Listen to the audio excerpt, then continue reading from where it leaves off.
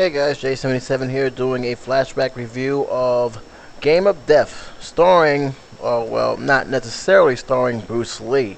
I say not necessarily because, let's be honest guys, if you've seen this movie, Bruce Lee had not even completed it. This film, he starred only, what, 13% of the film, and the rest was pretty much either stock footage from other movies that he have already done, or a series of stuntmen or lookalikes, if you want to call them, of Bruce Lee. This is a very difficult review because I have to really remind myself that he did not do this movie. As you well know, he was on the verge of production. He did most of the fight scenes that was necessary to make this film possible. And if it wasn't for the fact he did the fight scenes first, this film would not existed. But again, that's not the least of this film problems. Like I said, this film pretty much had a string of rewrites because of his death. Another thing about this is that he died before he even saw his premiere of the last. I'm not sorry, the Last Dragon. I don't know why I got that in my head. The premiere of Enter the Dragon, which considered one of his finest masterpiece of cinema history. It was a very good film. I will do a review on that down the road, but right now this is the film that interests me because it started a very negative trend and really spat on the grave of Bruce Lee in a tremendous in a way that I never thought possible. In fact, a couple of films I wouldn't even know existed if it wasn't for other reviewers who brought this into my attention. One of them was The Clone of Bruce Lee and Bruce Lee Back from the Dead, and God knows how many other Bruce Lee films that are out there. There's even a sequel to The Game of Death, which surprisingly stunned me. I'm like, how can they make a sequel? And it turns out, from what I read, it's more stock footage. So they really didn't do any. So this film really didn't do any justice for Bruce Lee's memory, only because other films follow that same trend, and it really hurt. It really did put a damper on his career, not in a way that he did anything wrong, but the way that they just simply disrespected the guy by constantly using his name to sell as many movie tickets as possible. It really is a shame, and for a man who has been known as an icon in kung fu movies, he deserved better than that. Seriously, he did deserve better than that. But again, that's a story for another day. Other reviews that cover it, so I'm just going to cover The Game of Death. This is how I proceed this. I'm going to tell you a little brief story on this. It follows a guy named Billy, and he is being blackmailed by a mob to join their syndicate to help finance them, and basically he's being extorted.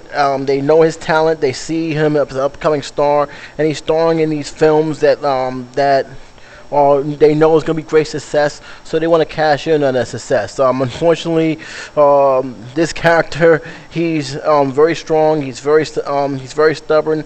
He is telling them no, and he's not really backing away from his answer. This doesn't make the mob any happy, or in this case, in this movie, the syndicate very happy. A lot of accidents started to happen in the beginning scene where they show footage of Bruce Lee and Chuck Norris fighting, which is actually stock footage from Return of the Dragon or Way of the Dragon, depending on which country title you choose to go for.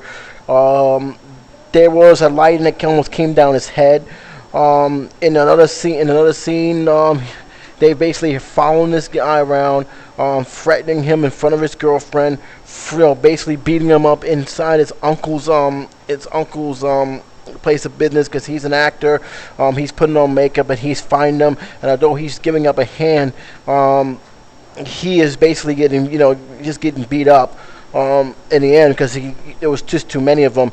And in one scene, the scene that really pushed him too far is they almost killed him when they shot him in the face, and that scene was taken over Fist of Fury. But in all, he basically snapped after that time. Basically, he wants revenge, but he's doing it in a way where his girlfriend doesn't get hurt and all the people he cares for doesn't get hurt. He fakes his death. There's a funeral and everything else. There's a mannequin replica of him being put in the coffin. And from some eerie reason, I'm not too sure they used his actual paper footage and just changed the name of Bruce to Bruce Lee to Billy Lowe, because they were showing like clips and footage of his funeral. I'm not too sure. I could be wrong, but I'm pretty sure that's the actual footage of Bruce Lee's funeral when people went to pay his respects. Again, I could be wrong. If I am, I do apologize for that. But it does look very similar to the footage I saw when I was a kid. The film goes along, and he starts plotting his revenge. He broke into the main boss, almost killed him. He basically strangled him. Ended up fighting the goons. One guy is one of his main fighters. He pulls a gun on him, ran away, only to come back to basically seek revenge on him. That's when you finally see fully Bruce Lee in that one fighting scene, which, by the way, the most memorable fighting scene in the entire movie, because it is a classic fight scene. This is like a 6-minute long fight. You are seeing vintage Bruce Lee at his best. At the doing all the scenes, you have the climb to the top scene where he's fighting all these different masters. You see different styles of fighting. You see he reached the other master, Cream Jewel, which is humongous in this film. I was surprised how tall he really is. He's not scary. And he's fighting him, and you see how he's handling these different type of fighters. They're very, very good. That was the defining moment, right up to the point where he's facing one of the goons, the main boss right hand man, and at first he's trying to stab him with his beautiful cane, and then he's basically manhandling, and then you realize that's not really Bruce Lee but a stunt devil, in which he's like, oh, okay, what is this all about? But in the end, he caught up to the big boss and basically tried to grab him, but he ended up falling to his death in the scene where basically he just he was on the roof and he's trying to climb down from the roof. He's chasing him from the roof, and he falls to his death because, number one, he slips and he just falls, hitting everything in sight. And that was how the film pretty much ended. Okay, let me say this. Okay, if Bruce Lee was alive, this film probably would have been an awesome movie. Honestly, it would have been an awesome movie, because the scenes that he had done, the fighting scenes, is one of the reasons why Bruce Lee was a badass during his time. His fights were classic. I stood there on the edge of my seat watching this fight. They were very good, beautifully choreographed. There was no doubt in my mind that that a lot of energy went to these fight scenes, and Bruce Lee pretty much was the main reason why these fight scenes work. However, the stunt guys really was all except pretty much one. The stunt devils in this film went from okay, passable, to almost just basically they just stopped trying. The first stunt guy who played the majority of the role that Bruce Lee would have played, he was okay. I will say that. He was very, very good. He tried his best to be like Bruce, not like be like Bruce Lee, but be an actor. One of the things that I noticed is that he wore sunglasses, and they never really gave him a close-up.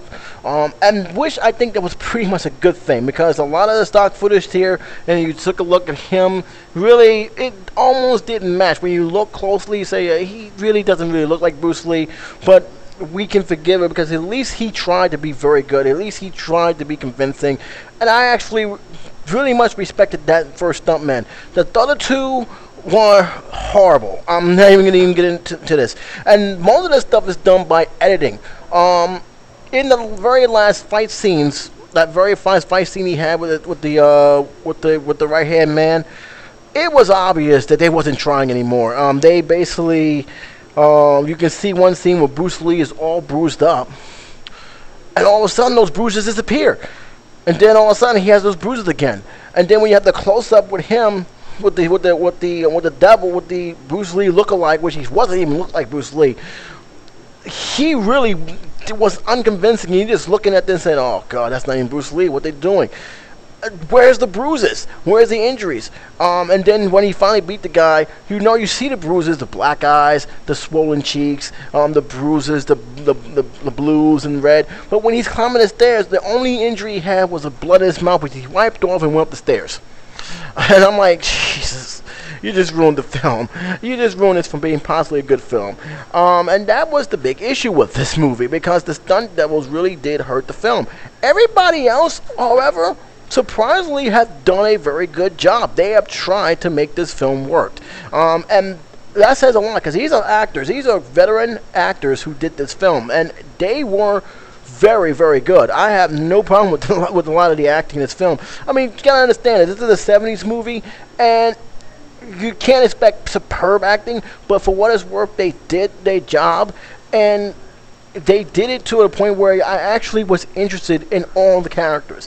That was good. The only person I really didn't care too much about, sadly, was Kareem Abdul-Jabbar. He was in very little scenery in this film. He just, you see a scene killing off some guy that was early in the film as the person explained what happened to one of the actors who refused the mob boss, and then you had to fight with him and Bruce Lee. But on top of that, he really was a non-factor. The boss I was interested in to see how he was thinking, the right-hand man, the girlfriend, they were all cool. They was very, very good. Bruce Lee scenes, superb. But the stunt devils and the editing was not good at all, especially when it came down to trying to hide the other, Bruce Lee lookalikes in this film, because it was obvious that they just almost pretty much stopped trying. Another thing I hated about this film pretty much was the way this ended. I understand that this is pretty much the way Kung Fu movies does, because Kung Fu movies have a very strange thing. When the film wants to end, it just ends. There's no, there's no, epilogue, if you want to call it. It just ends. Once the final scene is over, okay, well, that's it. And I'm like, well, gee, that was quick. I expected something else there, and that was pretty much always leave me bitter, and it was no different. The score for this film, genuine. I was surprised when I watched this film again for the second time, and now pretty much the fifth time, that John Barry did the score for this. And that was like James Bond. The guy who did James Bond did the score for the Game of Death. Hey, you know what? Honestly, it was pretty good. I actually liked it. I liked the sound to it. It matched well with the scene, with what was going on in the movie. And so for that, I say, hey, it did it great. So John Barry, God bless you, man. You did a great job, and this is one of the reasons why you're one of the top composers in the movie business. And your work will definitely be missed, my friend. Your work will definitely be missed. Other than that, this film, besides the acting and the Bruce Lee scenes, it really is a drawn out. Die-hard fans will probably like this more than I did. I'm not saying this is a terrible film. For what it's worth, they did try their best to establish this film. It wasn't terrible. The fight scenes made it worth seeing, but I kind of question whether or not this film would have been good if Bruce Lee would have been alive to do it, or if they just changed the whole film completely. That's pretty much it about this review. On a scale of 1 to 4, I'm going to give it 2.5. Pretty much it's not bad, but could have been better. Like I said, all the stuff I said is pretty much the reason why it's getting that rating. But I tell you this, this pretty much, at least the fight scenes, if anything else, you guys, if you're a fan of Bruce Lee and you want to see any Bruce Lee clips and you're worried about seeing the film that he did not really complete at all, the fight scenes make this film worth watching. That's pretty much it I got to say. Until then, this is J77 signing off.